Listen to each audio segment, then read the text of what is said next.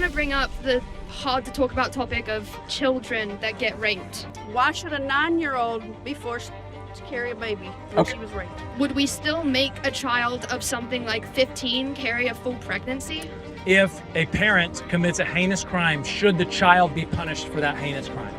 We should not. We don't murder children because their fathers did something heinous. Many pro-choicers are very soft on crime and soft on the death penalty. I would hang that man in the streets. Absolutely. So I would say level of dependence should not dictate human worth. Okay, so the child has to go through another birth of another child because of the heinous acts of a So it's not better for any woman, no matter how old she is, it's not better for her to murder her own child.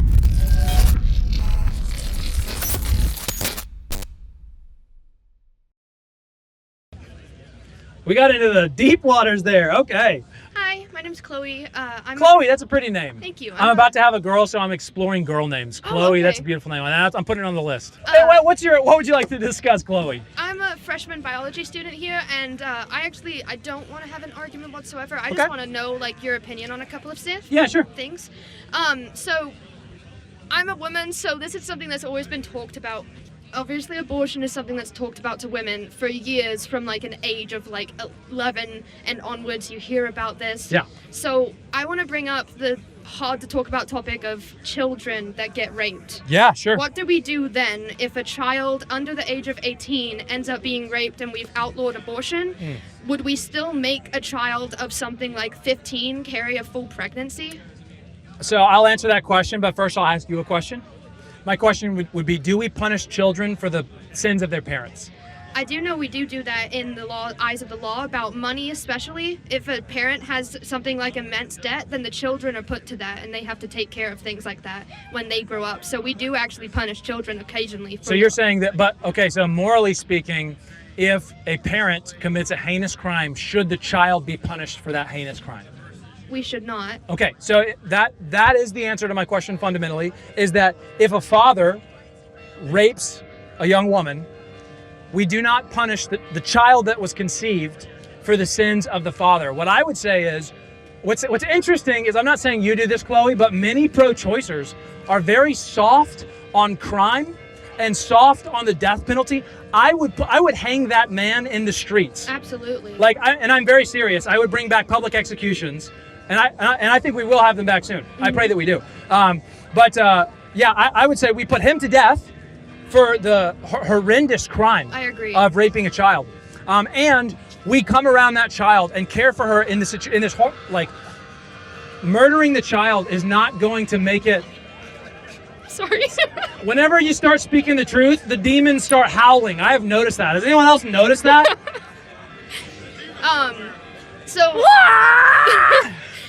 The main concern I have, I don't consider myself either pro-life or pro-choice. I'm on the edge on everything, right in the middle, and it kind of depends on where we stand. I like that you're a freshman, so you're thinking, you're coming in with ideas, an open mind. Let me encourage you before we keep going. Open-mindedness is not a virtue. G.K. Chesterton says an open mind is like an open mouth. It's meant to close on something. So yes, we should have an open mind, but it should ultimately close on the truth. And then that should guide us. Now, anyway, that being said, where did we leave off on this question for you? So I said that yes, we would not murder that child. And that would be an incredibly difficult situation, but it would be made worse by having this young woman live knowing that she has murdered her own child. I guess I do have to disagree with you there, but people can disagree. And that's great. That's great. I understand. But let me ask you something. The key to this whole debate is, when does human life begin? And when do they get rights? I want to tell you guys about our sponsor for this video, Beam Dream Sleep Powder. They're awesome. Okay, I'm 33 years old. I've got two little Tasmanian devil boys who just keep me on edge. They keep me on the edge of my seat, that is for sure. Last night, for the first time, I tried this Beam Dream Sleep Powder, and I think I had the best night's sleep I've had in years. It was so good. It was so great, and it wasn't like a kind of tired that you can't fight, and it just knocks you out, kind of that gross, drowsy feeling. It was just like a delightful sleepiness that led to just being zonked out for the night. And I slept so good. And I want you guys to know, if you guys are struggling with sleep, or if you just want to get better sleep, I highly recommend Beam Dream Sleep Powder. It's so good because it's literally like a hot chocolate before bed, and it tastes really good. All natural ingredients, none of these crazy chemicals. So guys, go get some Beam Dream Sleep Powder and use my code RRP for up to 35% off. So if you want to help us out and you want to get a really good night's sleep, go try Beam Dream Sleep Powder. It's in the description. Use my link. Thanks a lot. So that's what you have to decide. If it's I do have an opinion on that. Okay, what is it? So I do know that there's a point from the 9th to 11th week where you go from the embryo stage where there are no major organs and no full systems. When it hits the 11th week, that's when we have full systems in the body. That's where I see that it goes from a non-living creature to an actual human. I more think that if you're going to say it's a human life, if it can't come out of the body and live on its own, or live to the help of medical professionals, it's not alive. So I've heard that argument a lot. Let me challenge you with this. Autonomy should not be our standard for human life. Well, I would say, first of all, I'll say that as a statement, and then we'll go like this. If you have a 6-month-old or a 1-year-old or even a 2-year-old, they cannot live autonomously. They have to be fed, they have to be cared for, they have to be housed. In fact, there was a lady named Crystal Candelario last year in Ohio. She left her 1-year-old child at home and went on vacation. The child died. Of course it died, because children need another human. They need another human's body to survive, okay? And now she's being charged for murder.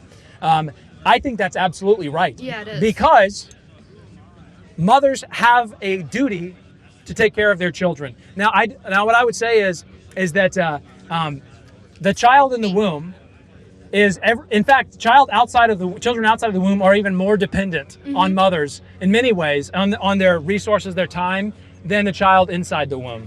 And so I would say level of dependence should not dictate human worth.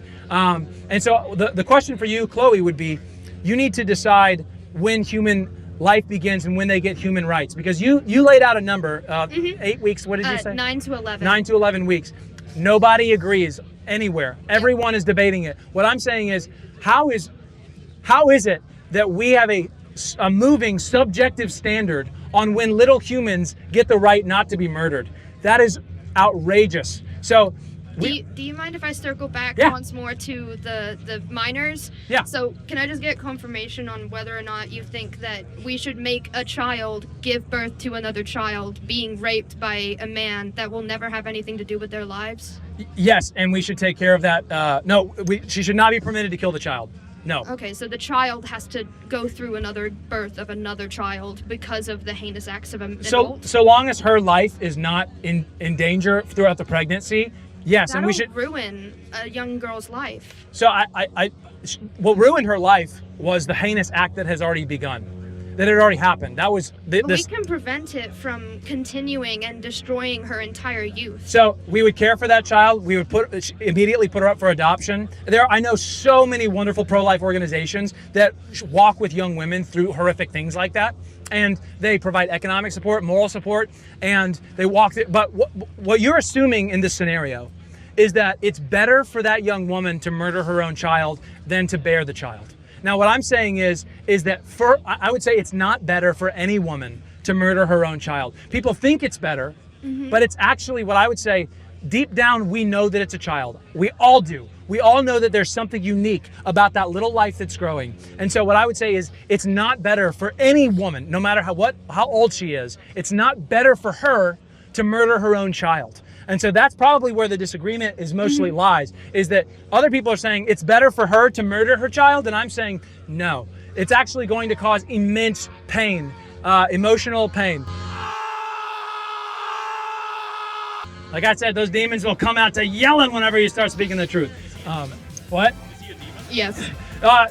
I would say he is a person. The demons utilize people, though. All right, we'll wait for your turn. But does that answer your question? Yeah, I'm going to disagree with you, but thank you. Do you mind if I shake your hand? Absolutely, I would be honored. Chloe, pleasure to talk to you, truly.